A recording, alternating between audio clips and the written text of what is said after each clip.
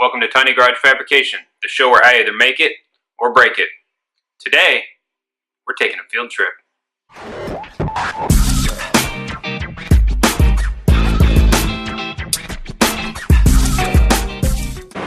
Alright, so we're cruising along in my little Hilux today. We're headed out to my storage unit so that I can pick up my engine stand. I've got an engine on the stand already, so in the back of the truck I've got my shop crane. I'm going to go ahead, I've got a ton of stuff to move out in there because my engine's all the way in the back conveniently. I've got to pull that engine off there, put it on a small little roller stand so I can get my engine stand, because later today, hopefully by noon-ish, I'll be pulling the motor and transmission out of the 50. It turns out that there's more than just that fuel pump bolt that's messed up, but I'm going to put this thing down and keep on driving.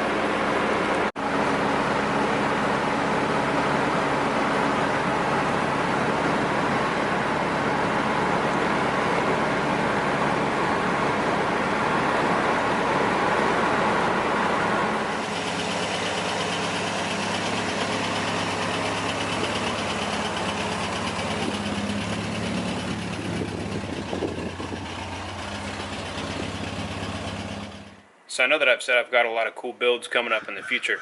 I'm over here at my storage unit. I got a lot of stuff in here, because not only do I do cars, but I also do bikes.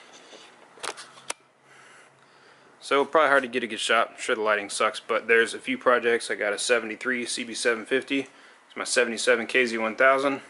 Wife and I's dirt bikes. I've got a 1982 CB650, and in that back corner, somewhere over there, under all that junk, is a 1980 CX500.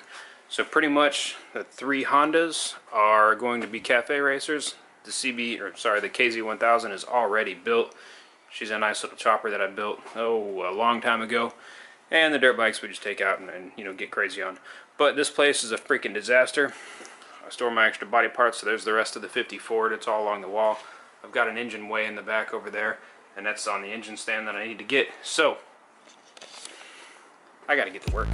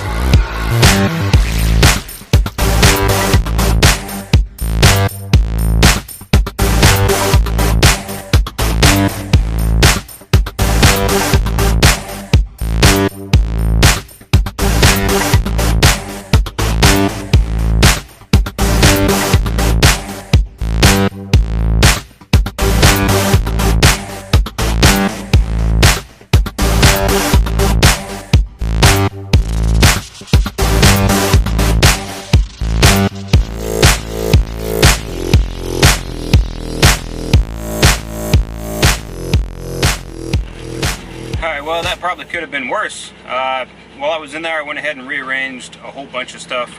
Since I got that engine stand out of the way, it freed up a little bit of room in the back of the shop. I pushed some stuff under there, was able to rearrange the bikes as well as some other stuff. The reason I did all that is so that I could take all the body parts for the Ford and kind of put them up towards the front, so that way in the next week or two when I start actually putting the body panels back on, I don't have to come in and move a bunch of junk and get all pissed off just to get a fender out of there. So I went ahead and took care of that while I had the bikes out. I think it was a pretty good choice. I also grabbed that wheel that's back there. That is for my next project. I've got the other three at the house. I need to take them and sandblast them and get them powder coated.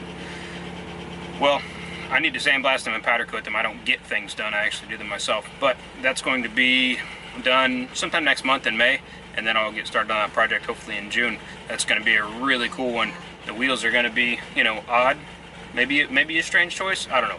but I like the way that I think it's going to look in my head. You know, I'm crazy like that. So, time to get home and rip that motor out of the truck. Like all the crazy stuff you can see around here, especially on Saturdays. There's a car show every Saturday, not too far from this spot. So that's kind of cool, just driving around right outside the place I was. Pretty rad old car.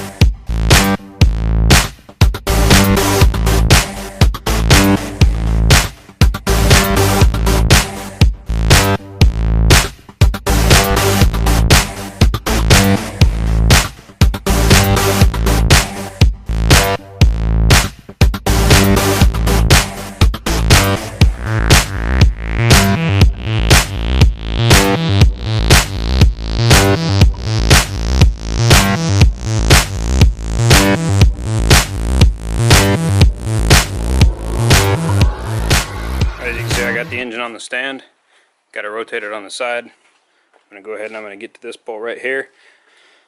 Now, like I said, I could have just jacked up the engine and put this thing in. However, something that came to light after it was already in, something I was kind of bummed about, is it's on the starter boss right here. You can see I've got 2 starter holes. These are the staggered ones. A lot of times there's a 3rd hole right here, and that 3rd hole needs to be there for the starters that use the smaller flywheel, which is what this uses because of the T5 transmission. The bell housing just isn't big enough for the big flywheel, so I have to have the small one, which is offset, which needs a hole right there. So after I drill and tap that hole, I'm going to set my starter on here, square it up, punch it, drill it, tap it for the 3/8/16, and also is countersunk at 3/8. There's plenty of meat in here, so I don't have to worry about it. Actually, you can see where the boss is right there. So this was probably supposed to have that. I mean, all the blocks were cast the same way. Some of them were drilled the right way. This one was not, which is actually kind of rare to not have a hole there. So I have to do that, and then I can put this thing back in. So it was a whole lot of work just for 2 little threaded holes, but it's what I got to do.